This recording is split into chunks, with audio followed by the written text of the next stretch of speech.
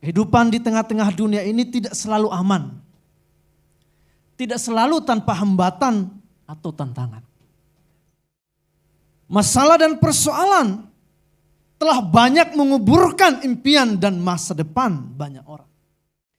Tetapi sebenarnya yang menjadi persoalan bagi kita bukanlah tentang masalah, tantangan, problem yang datang menerpa hidup kita, melainkan bagaimana kita merespon atau menyikapi semua persoalan-persoalan yang datang dalam hidup kita. Itulah yang menjadi kunci penentu apa yang akan kita alami di masa depan kehidupan kita. Karena itu hari ini saya memberi tema firman Tuhan dengan judul yang sederhana, respon kita menentukan masa depan. Mari saja kita membuka Alkitab kita, Hakim-Hakim pasal yang ke-11, ayat 1 sampai 11. Yefta dan Gilead. Adapun Yefta orang Gilead itu adalah seorang pahlawan yang gagah perkasa. Tetapi ia anak seorang perempuan sundal. Ayah Yefta ialah Gilead. Juga istri Gilead melahirkan anak-anak lelaki baginya. Setelah besar anak-anak istrinya ini, maka mereka mengusir Yefta, katanya kepadanya, engkau tidak mendapat milik pusaka dalam keluarga kami, sebab engkau anak dari perempuan lain. Maka larilah Yefta dan saudara-saudaranya itu dan diam di tanah Top. Di sana berkumpullah kepadanya petualang-petualang yang pergi merampok bersama-sama dengan dia. Beberapa waktu kemudian Bani Amon berperang melawan orang Israel. Dan ketika Bani Amon itu berperang melawan orang Israel, pergilah para tua-tua Gilead menjemput Yefta dari tanah Top. Kata mereka kepada Yefta, mari jadilah panglima kami dan biarlah kita berperang melawan Bani Amon. Tetapi kata Yefta kepada para tua-tua Gilead itu, bukankah kamu sendiri membenci aku dan mengusir aku dari keluargaku? Mengapa kamu datang sekarang kepadaku pada waktu kamu terdesak? Kemudian berkatalah para tua-tua Gilead kepada Yefta, memang kami datang kembali sekarang kepadamu. Ikutilah kami dan berperanglah melawan Bani Amon. Maka engkau akan menjadi kepala atas kami, atas seluruh penduduk Gilead. Kata Yefta kepada para tua-tua Gilead, jadi jika kamu membawa aku kembali untuk berperang melawan Bani Amon, dan Tuhan menyerahkan mereka kepadaku, maka akulah yang akan menjadi kepala atas kamu. Lalu kata para tua-tua Gilead kepada Yefta, demi Tuhan yang mendengarkannya sebagai saksi antara kita, kami akan berbuat seperti katamu itu. Maka Yefta ikut dengan para tua-tua Gilead itu, lalu bangsa itu mengangkat dia menjadi kepala dan panglima mereka. Tetapi Yefta membawa seluruh perkaranya itu ke hadapan Tuhan di Mispa. Bapak Ibu Saudara yang dikasihi oleh Tuhan, di sini diceritakan tentang Yefta, seorang pahlawan yang gagah perkasa, seorang yang tadinya tidak dianggap, seorang yang tadinya ditolak di dalam keluarganya sendiri. Tetapi di sini diceritakan bagaimana Yefta memiliki masa depan yang luar biasa, masa depan yang gilang gemilang, masa depan yang diberkati, masa depan yang diangkat oleh Tuhan. Karena Yefta memiliki respon yang baik terhadap apapun yang terjadi di dalam kehidupannya. Saudara-saudara yang dikasihi oleh Tuhan, saya tidak tahu apa yang menjadi masalah yang kita hadapi, apa yang menjadi tantangan kita, problem yang kita alami setiap hari, bahkan masa lalu kita saya tidak tahu. Tetapi saya percaya tidak ada satupun orang di dunia ini yang bebas dari masalah, persoalan, tantangan, bahkan bahaya mengancam kita setiap hari. Tetapi itu bukanlah penentu hidup saudara. Yang menentukan adalah bagaimana kita merespon terhadap segala sesuatu yang terjadi dalam hidup kita. Itulah yang akan membuat kita mampu meraih masa depan kita atau tidak, tergantung daripada respon kita. Kita lihat bagaimana respon Yefta. Yang pertama ayat 1 jelas sekali di sana dikatakan bahwa Yefta adalah seorang anak dari perempuan sundal. Kita tahu bersama ketika mengatakan seorang perempuan sundal berarti ibunya adalah seorang yang memiliki moral yang tidak baik. Tetapi setiap anak adalah tentu atas izin dan kehendak Tuhan dia ada di tengah-tengah dunia ini. Maka tidak ada anak haram, anak sah. Semua anak berkat dari Tuhan. Yang pertama yang harus kita belajar dari Yefta. Yefta tidak terikat atau tidak diperhamba oleh masa lalunya.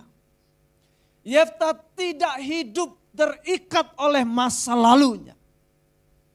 Ini yang menjadi kunci pertama atau hal pertama yang harus menjadi respon positif kita. Agar kita bisa meraih impian kita, masa depan kita. Kita tidak boleh terbelenggu oleh keadaan masa lalu. Boleh orang berkata, orang tuamu bukanlah orang yang baik-baik. Hidupmu di masa lalu bukanlah baik-baik. Tetapi ingat, di dalam Tuhan, jika orang itu bertobat sungguh-sungguh, maka Alkitab katakan ia adalah ciptaan yang baru. Yang lama berlalu, sekarang yang baru sudah datang. Saudara dan saya telah ditebus oleh darah Kristus. Dan masa depan kita tidak lagi ditentukan oleh keturunan, oleh masa lalu keluarga kita, oleh garis keturunan kita. Tapi masa depan kita ditentukan oleh Kristus, karya Kristus di atas kayu salib. Dia memandang saudara dan saya berharga. Dia memandang saudara dan saya mulia. Dia memandang saudara dan saya orang-orang yang dikasihi. Punya masa depan yang kilang gemilang. Punya masa depan yang diberkati. Itulah janji Tuhan bagi saudara dan saya. Banyak orang terikat dengan masa lalu. Terikat dengan kepahitan terhadap perlakuan orang-orang di sekitar pada waktu yang lalu. Terikat dengan kebencian terhadap orang tua yang mungkin menolak waktu kecil. Perlakuan saudara-saudara yang tidak adil. Banyak orang terikat dengan kepahitan dan kebencian. Ingat prinsipnya saudara-saudara. Kalau kita benci dan pahit hati, sesungguhnya yang dipenjara bukanlah orang yang kita benci, tapi yang dipenjara adalah kita. Mau tidur tidak tenang, mau makan tidak tenang, ingat wajah orang itu. Tidak tenang. Walaupun makanannya enak, 4 saat 5 sempurna, tapi ketika ingat orang itu jadi rasanya hambar. Sayang sekali. Jadi kita tidak boleh terikat dengan masa lalu. Termasuk keberhasilan-keberhasilan yang dulu, jangan dibangga-banggakan. Banyak orang terbuai dengan keberhasilan. Lihat, Simpson, dia merasa hebat seperti yang sudah-sudah. Wah, dia membanggakan keberhasilannya. Dia membanggakan dia orang yang spesial, orang yang khusus. Tetapi karena dia bermain-main, Roh Tuhan undur daripada Simpson. Yefta tidak mau diikat oleh masa lalu. Hidup saudara dan saya tidak ditentukan oleh perlakuan orang-orang. Tidak ditentukan oleh apa kata orang. Hidup kita ditentukan oleh firman Allah. Oleh apa kata firman Tuhan. Maka lepaskan pengampunan, lepaskan kasih. Maka kita akan dengan merdeka menjalani hidup kita dan Tuhan mempercayakan berkat-Nya atas saudara dan saya. Yang kedua di situ dikatakan bahwa juga istri Gilead melahirkan anak-anak lelaki baginya. Setelah besar anak-anak istrinya ini, maka mereka mengusir Yefta, katanya, engkau tidak mendapat milik pusaka dalam keluarga kami sebab engkau anak dari perempuan lain. Tidak mengizinkan perlakuan sekitar menghambatnya meraih kesuksesan, meraih keberhasilan, meraih impian-impian. Apapun yang orang perbuat kepada kita saudara-saudara, sesungguhnya yang mengendalikan atau yang punya kendali diri kita sendiri. Kita tidak bisa memaksa orang untuk menyukai kita. Tetapi orang lain juga tidak bisa memaksa kita untuk membenci mereka. Kan kita tidak bisa meremot semua orang bersikap baik ya terhadap saya ya, baik ya. Tidak bisa, mereka punya kebebasan mau senang dengan kita atau tidak senang dengan kita, itu hak-haknya orang. Bahkan mungkin waktu datang ke gereja aja orang mungkin ya klaksonin kita di belakang, cepat lu, padahal lampu merah. Ya itu haknya dia. Tapi saya punya hak untuk taat terhadap lampu merah. Kalau dia klakson kita cepat, lalu kita ikut juga, berarti hidup kita ditentukan oleh orang itu. Dalam interaksi kita juga begitu. Nama juga interaksi sosial dengan sesama yang punya pikiran, perasaan, kehendak macam-macam. Seringkali kita sudah berbuat baik, itu disalahkan, apalagi buat salah. Tetapi walaupun seperti itu, kita punya kebebasan untuk bertindak, untuk berespon yang positif sebagai anak-anak Tuhan. Jangan merespon yang negatif. Kita kan pembawa damai. Bukan biang kerusuhan. Bukan biang masalah, amin. Kalau semua anak Tuhan pembawa damai, maka betul-betul kita akan merasakan damai dan sukacita di dalam hubungan kita dengan orang lain. Tapi faktanya banyak juga anak Tuhan yang senangnya ngerecokin orang. Bikin masalah. Rasanya dia tidak bisa tenang kalau nggak bikin orang susah. Ibu negara Amerika Serikat Eleanor Roosevelt berkata, tidak ada seorang pun yang dapat menyakiti kita tanpa persetujuan kita. Jadi orang mau buat apapun, membenci kita, mau memarahi kita, mau mengkhianati kita, tidak akan bisa menyakiti kita kalau kita tidak izinkan sikap orang itu untuk mempengaruhi sikap hati kita. Tapi berat ini. Tapi berat, betul berat. Kalau kita tidak mau tunduk pada firman Tuhan. Tapi kalau kita mau tunduk pada kebenaran firman Tuhan, maka kita akan dikuatkan oleh Roh Kudus untuk melakukan apa yang sesuai dengan kehendak Allah. Tapi mungkin saudara berkata, aku tak sanggup lagi menerima derita. Ya nyanyi lagunya ganti, jangan itu.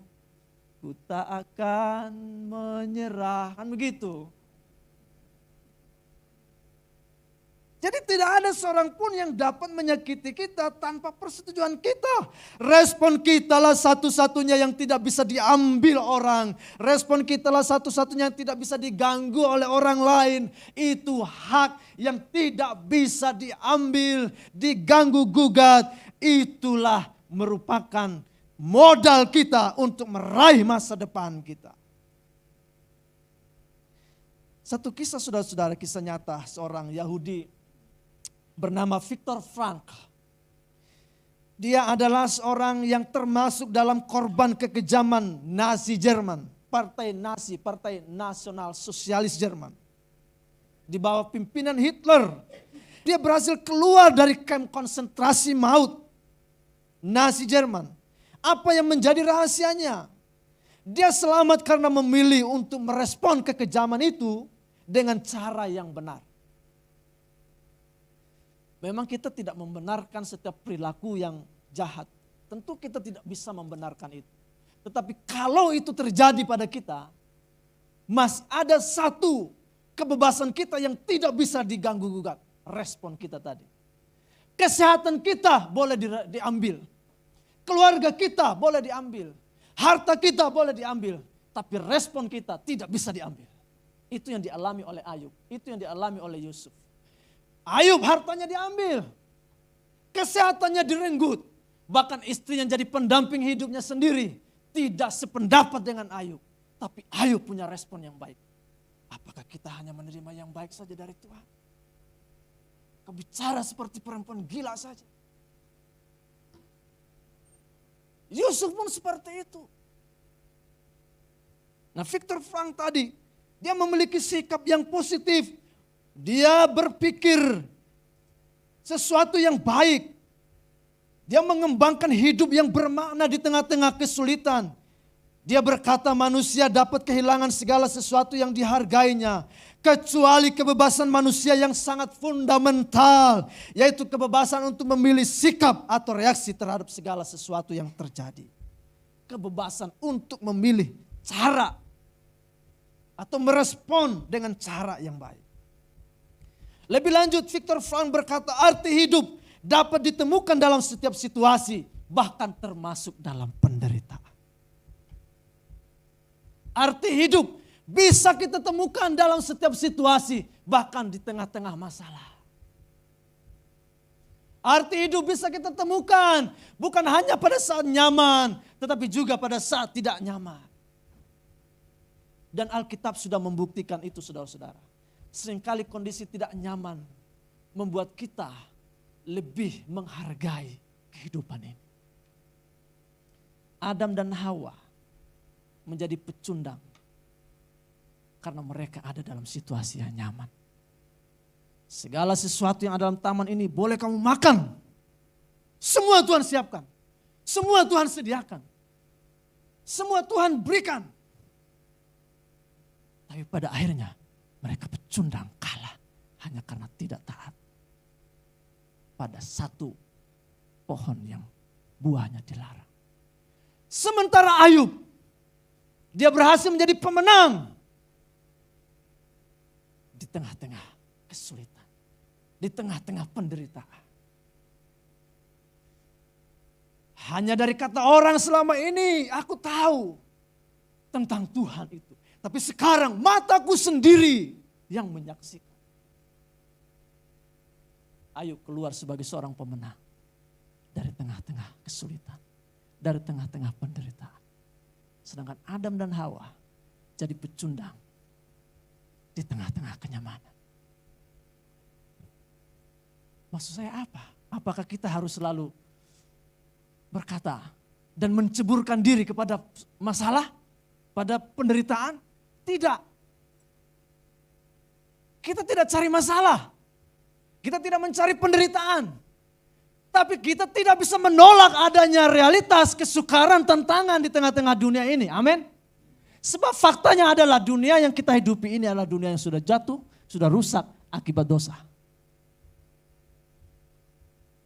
Kita tidak cari masalah, tapi seringkali masalah selalu menghampiri kita. Problem menghampiri kita. Kita tidak berdoa datanglah virus, tidak, tapi virus datang, COVID.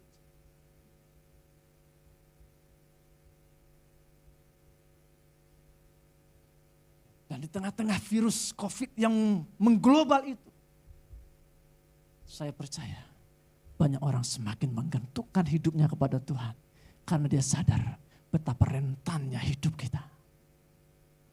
Betapa rentannya hidup kita, saudara-saudara. Terlalu tipis antara kehidupan dan kematian.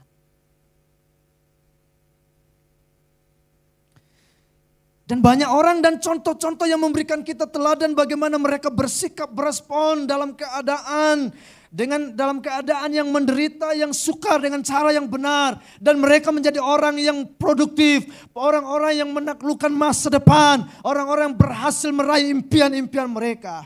Orang-orang yang cacat tubuh tidak membuat mereka putus asa. Sebutlah Helen Keller, seorang yang buta dan seorang yang tuli sejak kecil. Bayangkan orang yang buta dan tuli hidupnya mau jadi apa seperti itu. Karena dia buta dan tuli sejak kecil, maka tentu dia tidak bisa diajari untuk bicara dan mendengar. Sehingga menyebabkan dia juga bukan hanya buta, bukan hanya tuli, tapi juga tidak bisa bicara. Sengsara sekali. Tapi sejarah membuktikan Helen Keller bukan menjadi pecundang, tapi dia adalah orang yang mengubah sejarah hidupnya. Dia adalah seorang aktivis politik. Dia seorang penulis yang produktif. Dia adalah lulusan Harvard University di Amerika Serikat. Dan dia sudah bicara dengan presiden-presiden Amerika Serikat. Dan dia jadi sangat memotivasi banyak orang di tengah-tengah dunia ini. Dia tidak menyerah dengan cacat tubuhnya. Siapa lagi yang sering kita lihat videonya? Nick Vujicic. Seorang yang tidak punya lengan, punya kaki. Tapi dia tidak putus asa dengan keadaan itu. Justru dia menjadi orang yang sangat luar biasa dipakai Tuhan. Menjadi motivator kelas internasional. Bahkan kita yang normal-normal ini seringkali dengar dia dan kita merasa termotivasi. Padahal kita normal dibandingkan dia.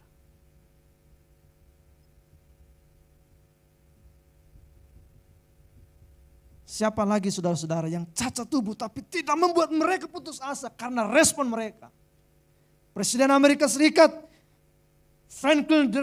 Roosevelt, satu-satunya Presiden Amerika Serikat yang terpilih sampai 4 kali melebihi konstitusi Amerika Serikat. Padahal ia adalah seorang yang lumpuh.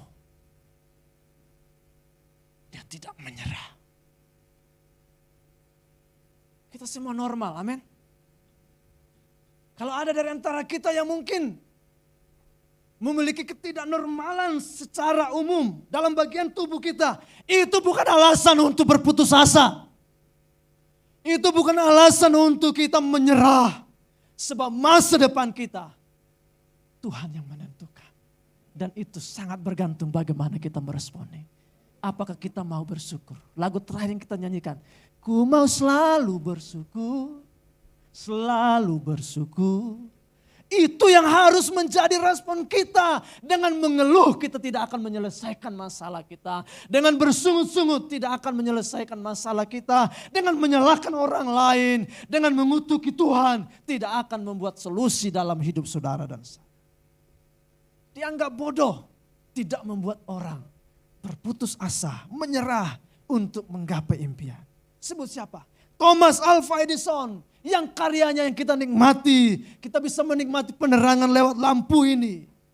Yang diminta atau dikatakan oleh gurunya sebagai siswa yang dungu.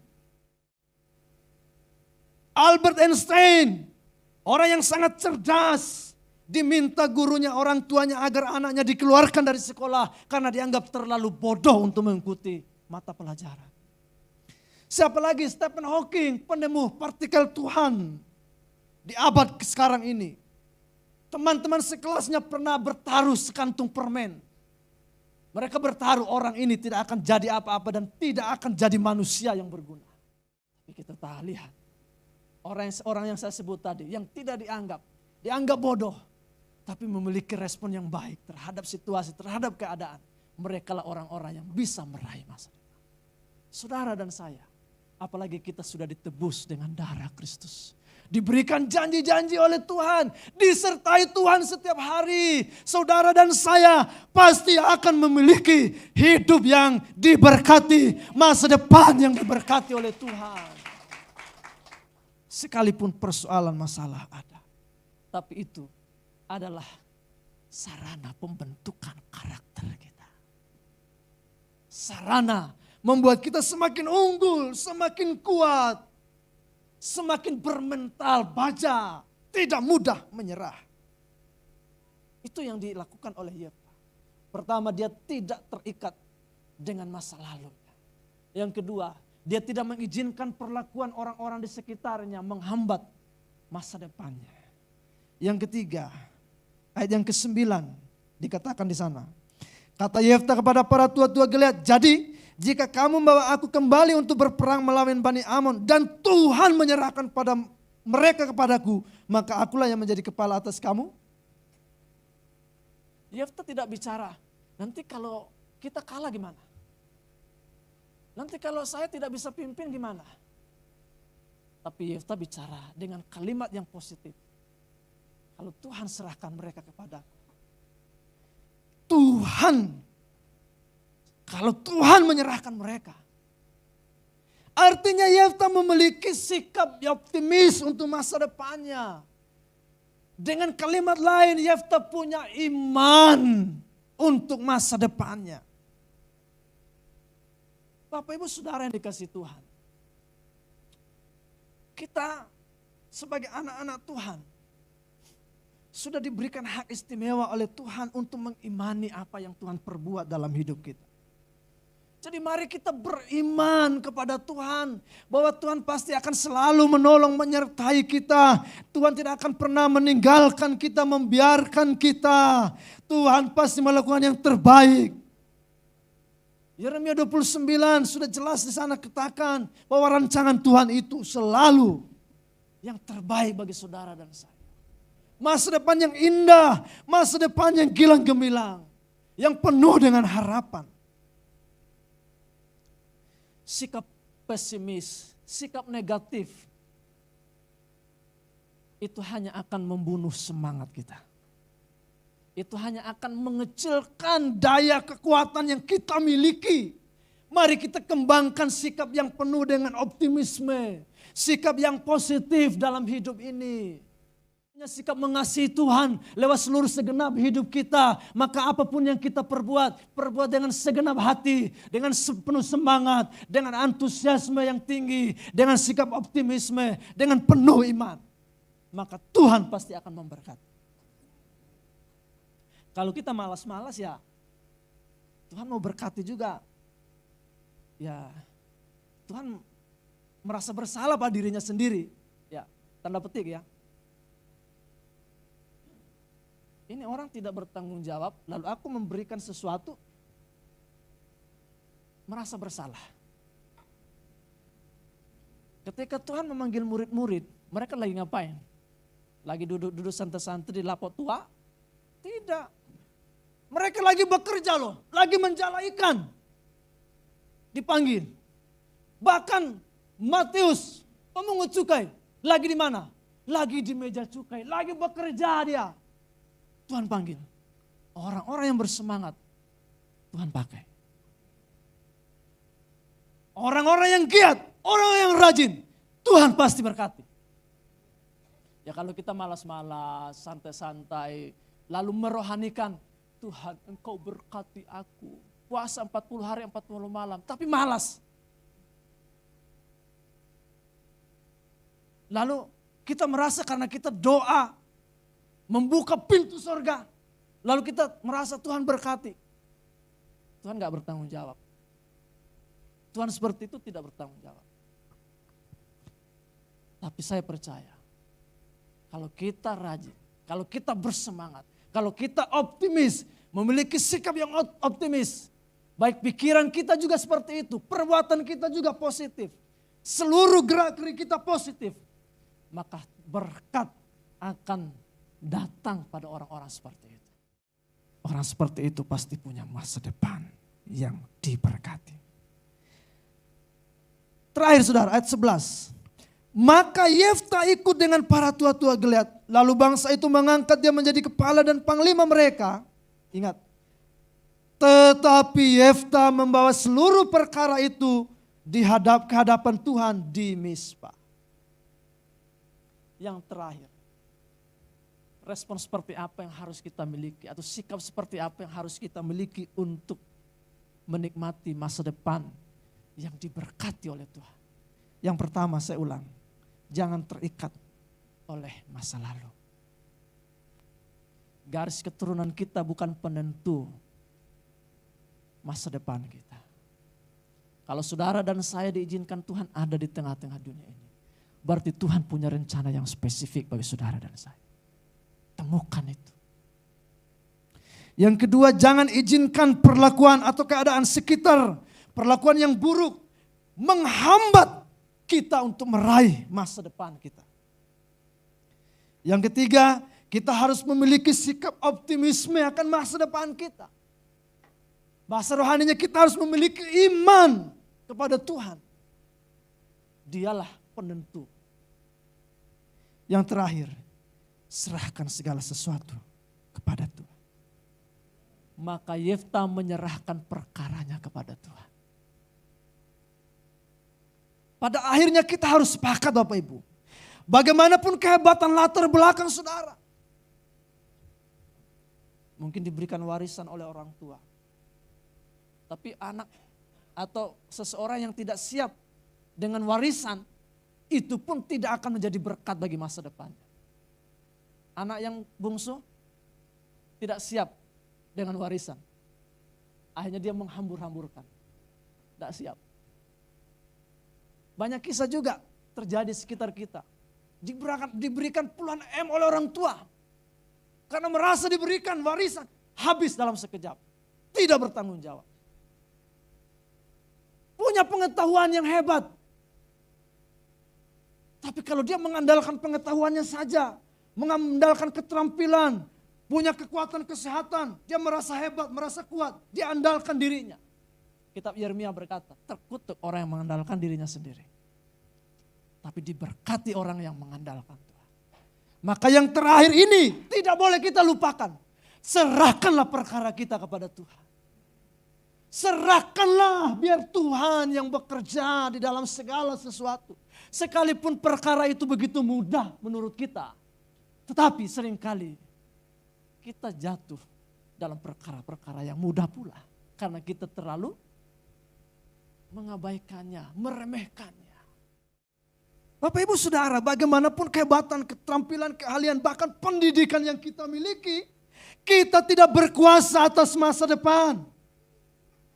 Yang pegang masa depan kita siapa? Tuhan. Maka serahkanlah hidup ini kepada Tuhan. Serahkanlah masalahmu kepada Tuhan. Serahkanlah perkaramu kepada Tuhan. Masa depan dan nafas kita, kehidupan kita sepenuhnya adalah pemberian Tuhan. Dan sepenuhnya ada di tangan Tuhan. Kalau hidup kita seperti itu, kita sadar apapun yang Tuhan percayakan kepada kita, kita tidak lupakan Tuhan. Kita selalu relasi dengan Tuhan. Kita selalu terkonek dengan Tuhan setiap saat.